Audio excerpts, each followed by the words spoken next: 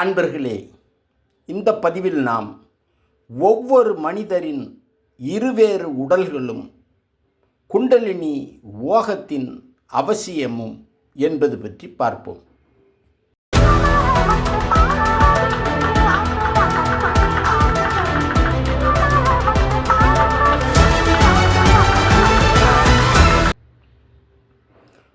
ஒவ்வொரு மனித உடலிலும் உள்ள உறுப்புக்களானது ஐம்பூத ஆற்றல்களை அடிப்படையாக வைத்தே இயங்குகிறது. இந்த மனித உடலானது மண்ணிலிருந்து வந்து மீண்டும் மண்ணிலேயே கலக்கின்றது.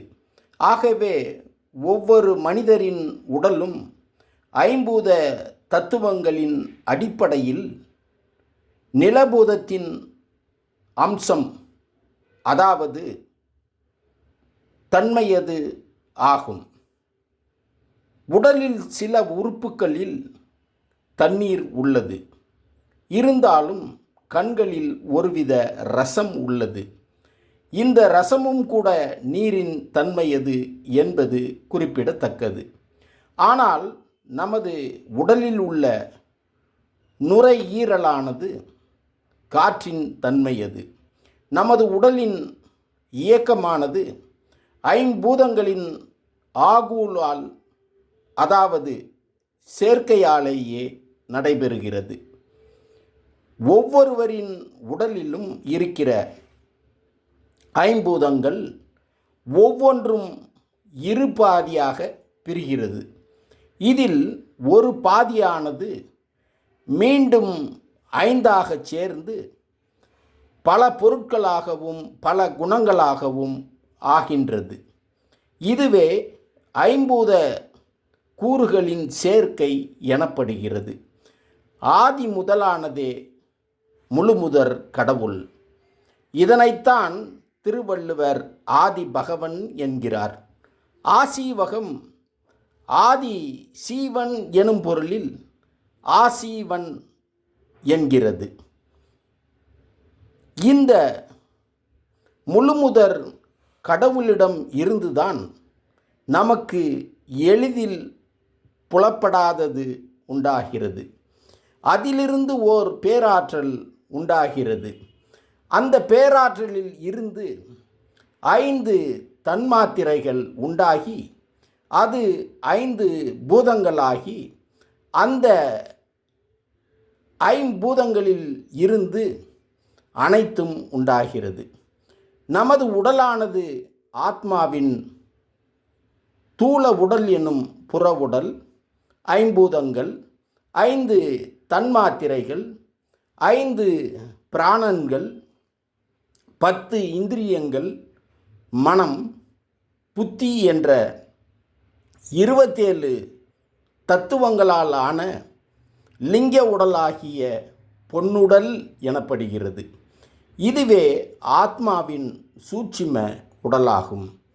நாம் குடிக்கும் நீரில் தூளமானது சிறுநீராகவும், மத்தியமானது இரத்தமாகவும், சூட்சுமமானது பிராணனாகவும் ஆகின்றது.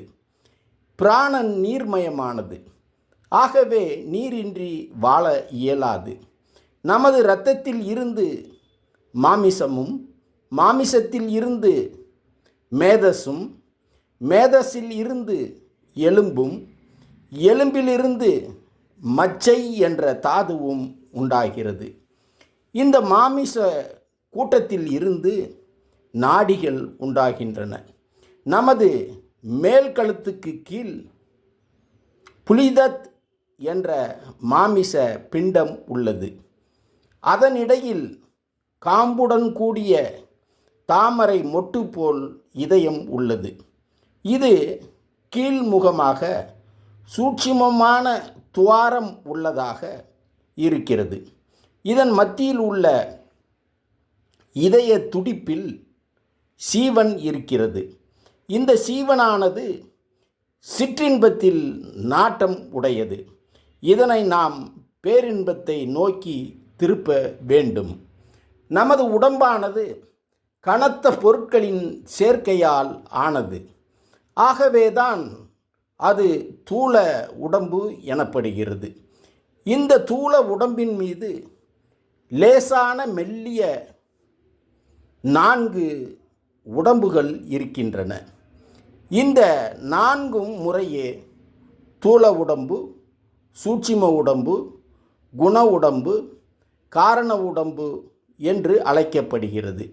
இவற்றை அன்னமயம், பிராணமயம், மனோமயம், விஞ்ஞானமயம், ஆனந்தமயம் என்று சொல்வது நமது மரபு.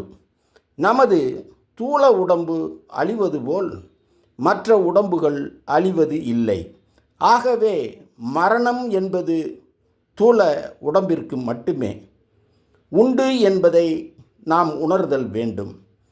சூரியனில் இருந்து வரும் ஆற்றல் சக்தியே பிராண சக்தியாகி மனித உடலை இயக்குகிறது. இந்த சூரிய சக்தியில் சீவசக்தி கலந்துள்ளது. இந்த மூலப்பொருளை ஏற்றுத்தான் நமது உடல் வாழ்கிறது. நமது உடலின் 6 ஆதாரங்களின் வழியாக உட்புகும் சக்தியானது நமது தலைப்பகுதியில் சோதியாக மாறுகிறது. மண்ணீரல் வழியாக உட்புகும் சக்தியானது 5 வாயுக்களாக மாறி உடலில் வெவ்வேறு தொழிலை செய்கிறது.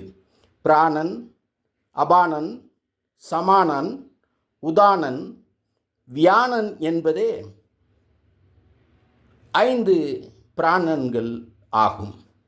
மாமிசமாகிய உடல் தூள உடல் என்றும், வாசனாமயமான உடல் சூட்சும உடல் என்றும் அழைக்கப்படுகிறது. கடந்த பிறவிகளில் செய்த பாவம், புண்ணியம் என்பவைகளுக்கு ஏற்ப அமையும் சூட்சும உடலும் பற்றற்று இருக்கும்போது காரண உடல் ஆகிறது. அப்போது காது திறந்திருந்தாலும் கேட்பதில்லை. இவ்வாறு எந்த ஒரு சக்தியும் செயல்படாமல் ஆனந்தத்தில் மிதப்பதே காரணமாகி அதுவே காரண உடல் ஆகிறது. இந்த நிலையை அடைவதற்கு குண்டலினி ஓகம் மிகவும் அவசியம் ஆகிறது எனும் இச்செய்திகளோடு மீண்டும் ஒரு பதிவில் சந்திப்போம். நன்றி.